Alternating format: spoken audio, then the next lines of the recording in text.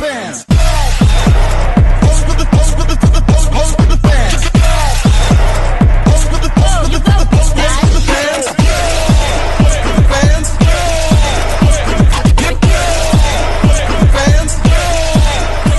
Coba kita bayangkan sebentar, pernah tidak kita menemukan hal-hal seperti ini di masyarakat? Contoh, kita mau mengurus surat, tapi kita dipersulit oleh petugasnya masing-masing. Contoh kedua, pelayanan. Ibaratnya kita udah datang lebih awal, tapi ada orang baru yang baru datang. Orang baru itu langsung diberikan pelayanan oleh petugas di sana. Hal-hal seperti ini sering kita jumpai di masyarakat, dan tanpa disadar, hal-hal seperti ini dianggap lumrah atau wajar oleh masyarakat sekitar. Padahal hal-hal seperti ini tidak baik. Itu termasuk dalam pilar pokok yang ada di video ini. Yang pertama itu ada pungli, korupsi, dan gratifikasi.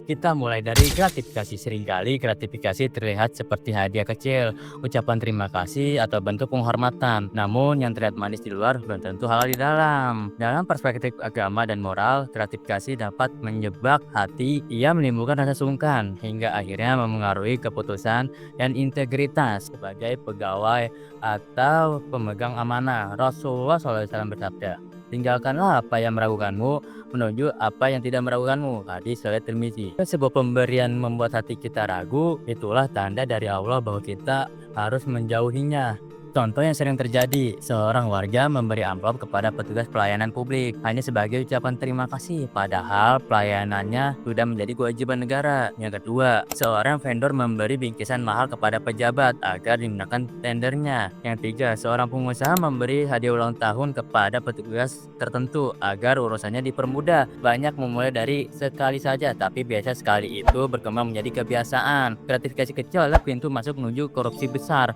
Dalam Islam, harta seperti ini kategori syubhat, bahkan haram, karena tidak dapat melalui cara yang bersih dan jujur. Saat kita masuk pada pungli atau pungutan liar, teman-teman, di sini ada yang tahu nggak pungli itu apa? Pungli adalah bentuk kezaliman yang nyata. Kenapa? Karena menurut biaya dan tidak seharusnya, dan itu merampas hak orang lain. Allah Subhanahu wa Ta'ala sangat tegas melarang kita untuk berbuat zalim dalam bentuk apapun. Banyak nih contoh-contohnya yang terjadi di sekitar kita. Yang pertama, ada petugas yang meminta biaya tambahan supaya prosesnya cepat. Kedua, ada biaya yang seharusnya gratis tetapi sengaja dipersulit supaya orang-orang mau membayar jalan pintas. Yang ketiga, ada masyarakat dipaksa untuk memberikan uang supaya administrasi, izin, dan surat-surat mereka diproses. Padahal Rasulullah SAW bersabda, sesungguhnya orang-orang yang berbuat zalim akan mendapatkan azab yang sangat pedih. Ini tidak hanya merusak nama instansi, namun dapat melukai rasa keadilan masyarakat. Jika kita menerima atau melakukan pungli, kita sama saja melukai hak-hak masyarakat yang seharusnya dilayani dengan tulus dan adil. Melaporkan pungli bukan sekadar soal keberanian, tetapi juga bentuk dari amar ma'ruf nahi munkar. Ini adalah langkah mulia untuk menjaga keadilan sosial. Kini kita akan memasuki pembahasan yaitu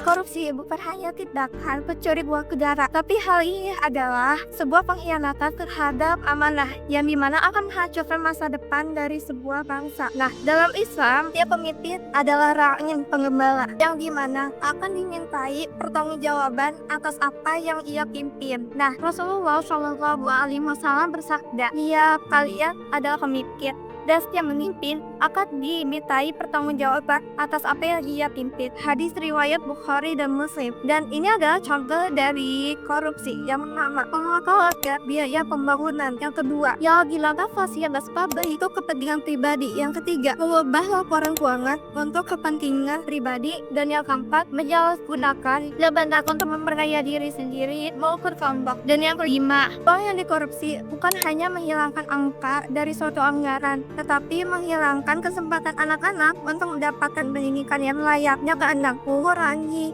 hak yang jamin untuk mendapatkan pelayanan kesehatan yang baik. Dan yang terakhir adalah menghambat pembangunan jalan, jembatan, dan fasilitas publik. Dan itu adalah beberapa contoh dari korupsi. Dan oleh karena itu, harta korupsi adalah harta haram yang dimana tidak akan mendatangkan keberkahan, tetapi mendapatkan kesengsaraan bagi diri sendiri, keluarga, maupun anak keturunan. Lalu, apa yang bisa kita lakukan?